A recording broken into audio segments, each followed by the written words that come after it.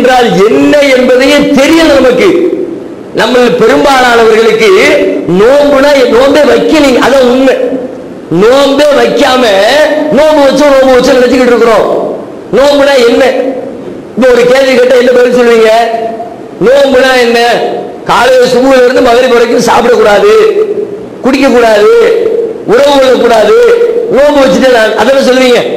நாம அப்படித்தான் வச்சிருக்கிறோம். நோன்பு என்று சொன்னால் உண்ணாமல் இருத்தல், பருகாமல் இருத்தல், உறவு கொள்ளாமல் இருத்தல், நோன்பின் விதிமுறைகள் முடிந்து விட்டது என்று நினைச்சிருக்கிறோம்.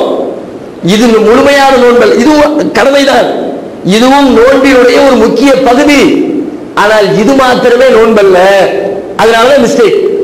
ஒரு தொழுகைப்போம், தொழுகையில ஒருத்தர் வர்றார், பிள்ளையார்களுக்கு வந்து ஒவ்வொரு செஞ்சாரு, அல்லாஹ் அக்பர் தக்பீர் கட்டினாரு, அல்ஹம்து சூரா நீட்டி ஓதினார், அரை மணி நேரம் கிராத் ஓதினார், ஓதி முடிச்சு விட்டு கடை ஓடிவிட்டார்.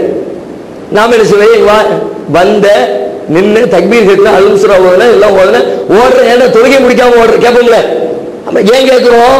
தொழுகை என்றால் தொழுகையில் பல நிலைகள் இருக்கிறது. தக்பீர் கட்டுறது ஒரு நிலை, ருக்குவுக்கு போறது ஒரு ஸ்டேஜ், சஜ்தாக்கு போறது ஒரு ஸ்டேஜ், அத்தியாயத்திற்கு இருக்கிற ஒரு ஸ்டேஜ், சலாம் கொடுக்கிற ஒரு ஸ்டேஜ். இவைகள் அனைத்தையும் யார் முறையாக சரியாக முடிக்கிறாரோ அவர்தான் தொழுகையை முடித்தவர் விளங்கி இருக்கிறவங்கள.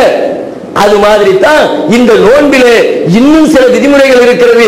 அவைகளை எல்லாம் தெரியாமல் இந்த மூணோட நிப்பாட்டிக்கிட்ட காரணத்தினாலதான் நமக்கு நோன்பினுடைய பயன், நோன்புக்கு அல்லாஹ் தர இருக்கிற தக்வா என்ற பரிசு, இறை அச்சம் என்ற அந்த அன்பளிப்பு நம்மில் பலருக்கு கிடைக்காமல் போவதற்கு அதுதான் காரணம்.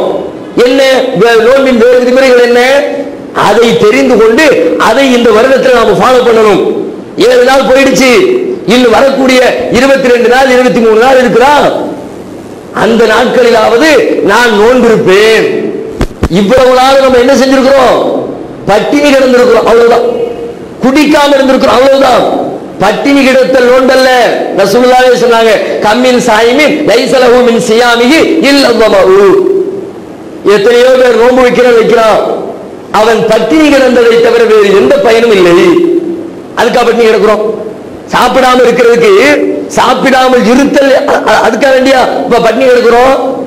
நோன்புன்ற நன்மை கிடைக்கணும், நோன்புக்கு அல்லாஹ் தர இருக்கக்கூடிய பாக்கியத்தை நான் பெற வேண்டும் என்ற உணர்வில் நாம் அந்த பட்டினி கிடந்தால் அதுக்கு நன்மை கிடைக்கும்.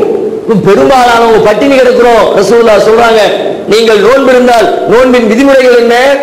மல்லம் யதா கௌல ஜூரி வல் அமல பிஹி ஃபலைஸ லில்லாஹி ஹாஜத்துன் ஃபீ அய்யதா தஆமஹு வ ஷராபஹு.